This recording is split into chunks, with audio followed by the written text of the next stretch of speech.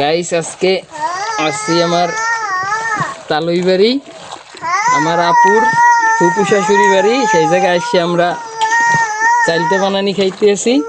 এই যে দেখেন আমি কসলাইতে আছি চাইলতে বানানোর পর সবাই মিলে জিলে খামু। চাইলতের আচার খামু কলা পাতায় করে। হ্যাঁ এইটা লন। হ্যাঁ লেগে এই যে বেআই কলা পাতা কাটতে আই পড়ছে।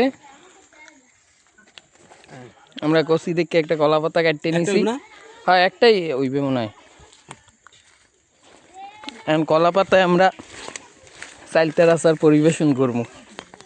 আমাকে চাইলতা মাখা কিন্তু হয়ে গেছে, অনেক সুন্দর করে মাখিয়ে নিছি। এখন বরফ পাতায় মোরা খামু। এই যে বরফ পাতা পাইতে সবাই দাঁড়াইছে, সবাই দিতে আসি।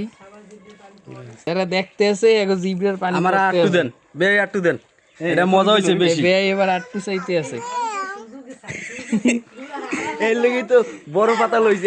আমি নিজে একটু খাইয়ে দেই কেমন লাগে।